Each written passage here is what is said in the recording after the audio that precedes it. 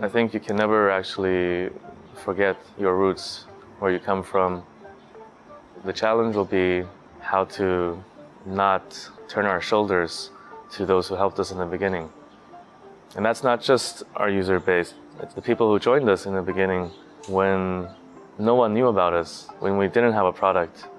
Those are also super important for us, because without them, we wouldn't have built anything. This is the story of a new generation company with an attitude that says, we're going to change the world, we're going to be different. It was provocative, it was in your face, and people like that, saying, hey, there's a new kid in town, and he's not going to play by the rules. That's an interesting story. Okay, so let us take this from the beginning.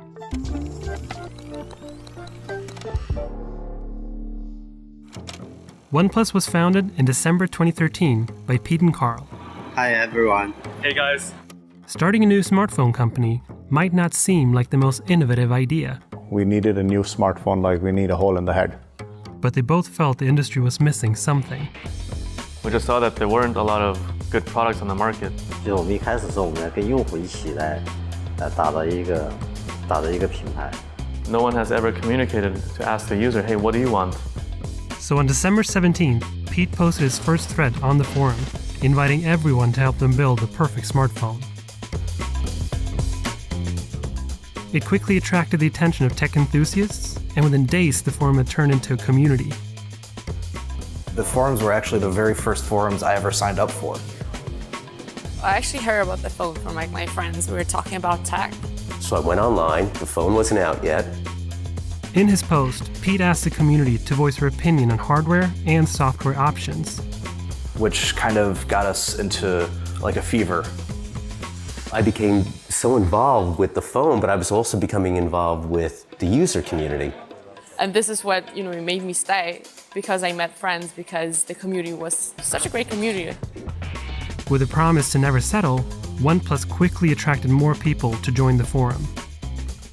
So Pete and Carl got their team together and went to work.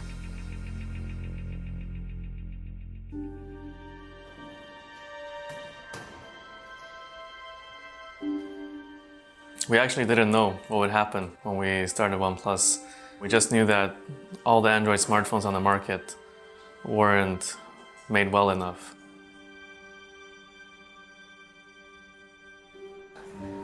At the beginning, it was a bit basic, everything that we were doing.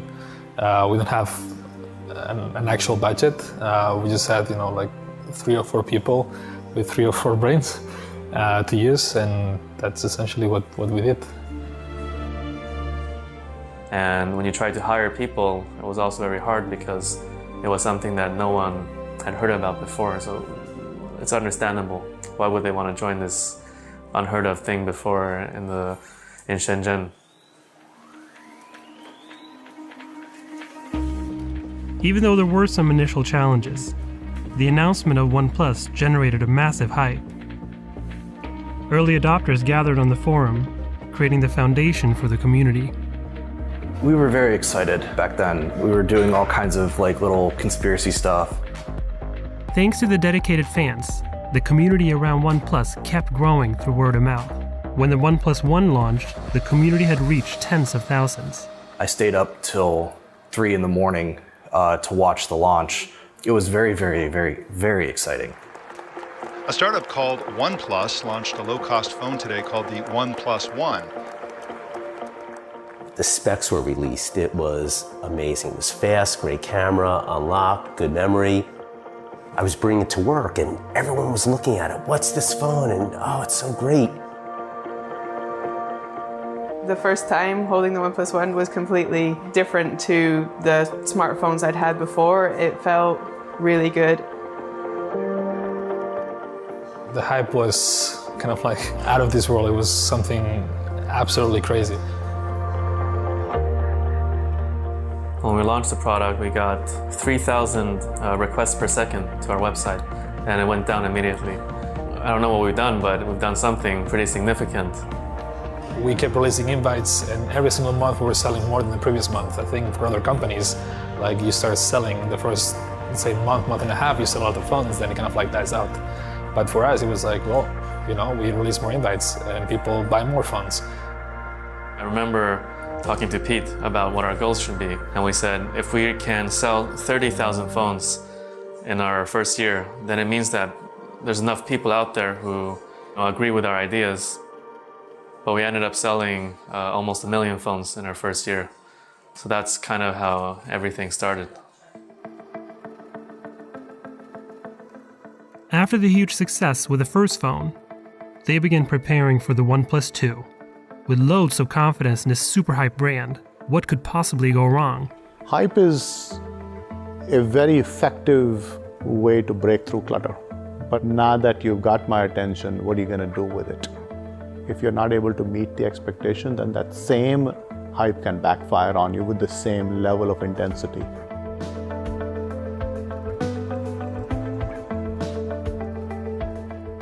So OnePlus started the journey to release their second phone, aiming to create their next flagship killer. But following up on the success of the OnePlus One wasn't going to be easy. To top the hype of their first phone and take the release of the OnePlus 2 to the next level, OnePlus had to take a new and unexplored approach, doing the world's first product launch in VR. So here it is, the OnePlus 2. Getting the VR production in place was just one part of launching the OnePlus 2. They were thinking globally. We're gonna be in Times Square. We're gonna have like one of the main billboards in Times Square. We're gonna be in 8 other cities around the world.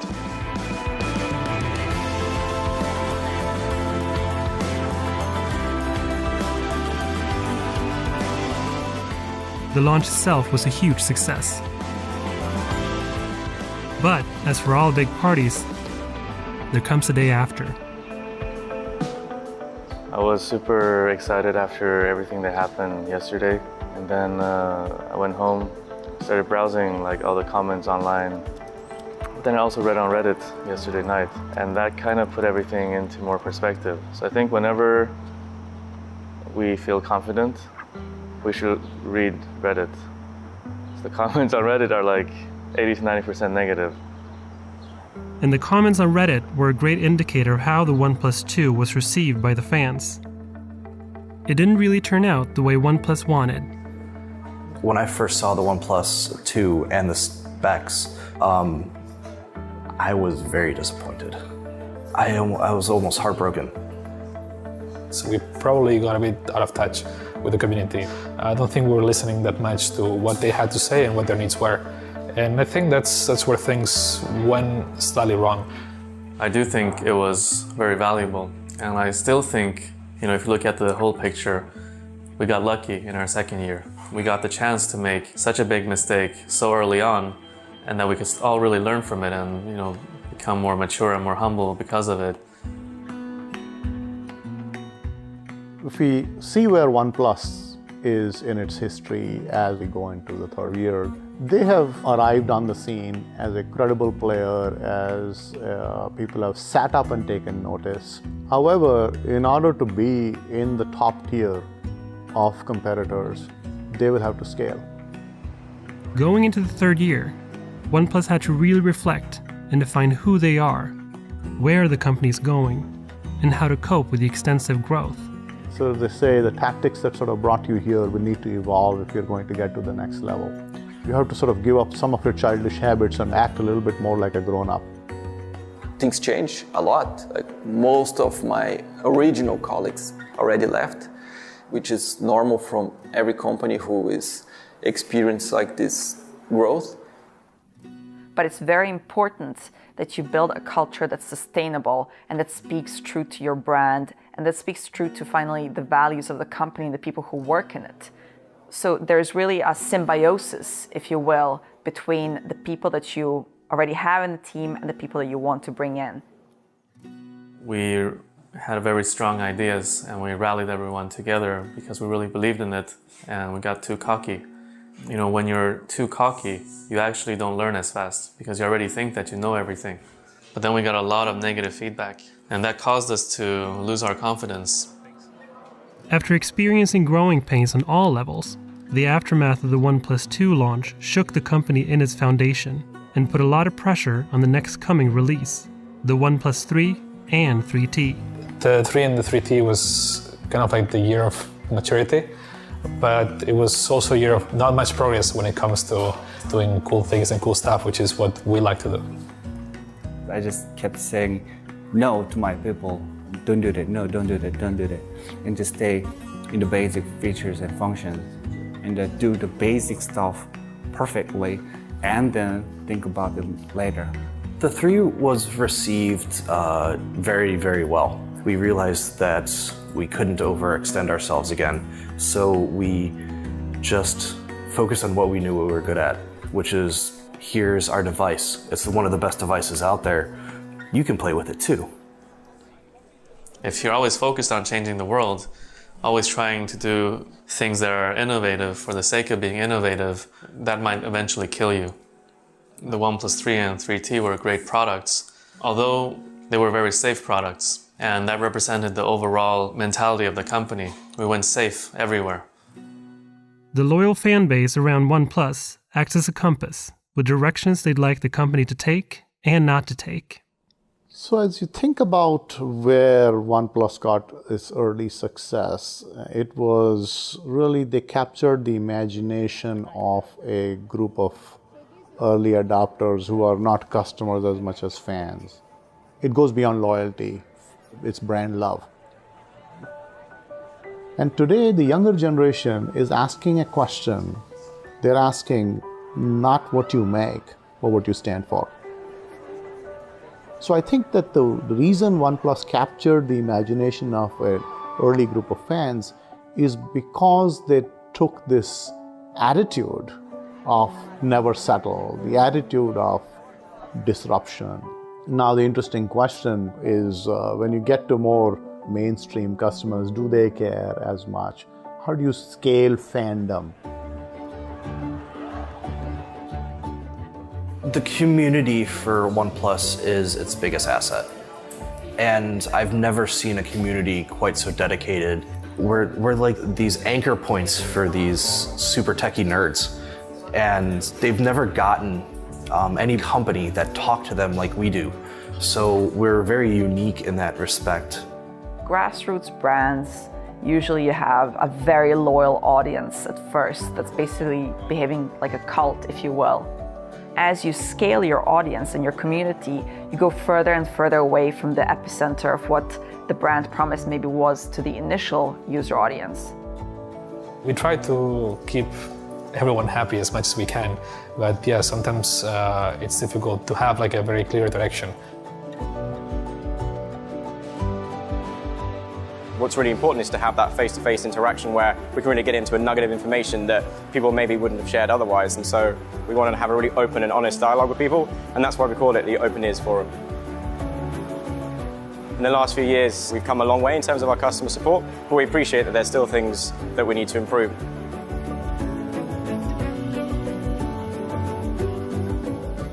What our fans would think about how we're growing, hopefully they'll be proud.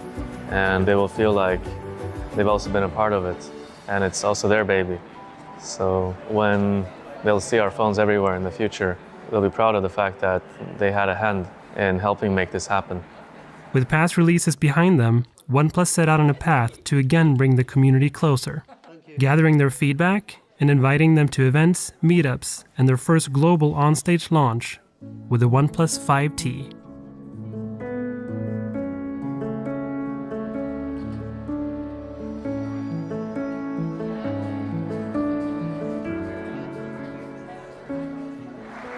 What's up, New York? I think the only way to win people back is to consistently perform well for a long time. In a month, we'll be celebrating our 4th anniversary, but it feels way longer than that because so many things have happened. As a product company, you are only as good as your last product. And earlier this year, we released the OnePlus 5. It represented everything that we'd learned and was our most complete phone ever. We don't believe in new and different technologies if they don't provide a meaningful user benefit. And this is our approach with the T-Line.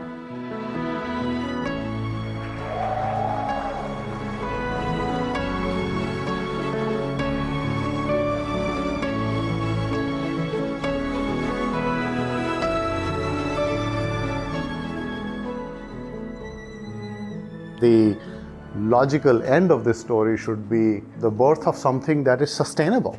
Can you keep up this level of innovation? Can you keep scaling? Is it a flash in the pan? Is it a short-term thing? So I think that what I hope to see as this story continues and evolves is something that is built to last and not just built, to capture people's imagination in a short period of time. So I think sustaining and scaling and building something that is lasting is going to be the challenge going forward, and I hope that's where the story ends. Today is a really big day for us. We're 4 years old, and over the past 4 years, it's been your constant feedback and suggestions that have held us accountable. When we've done the wrong things, you've told us, and you've cheered upon us when we did the right things. You genuinely want to see us become stronger and improve. So I really hope this can continue and that OnePlus can become a stronger and stronger company and make you proud.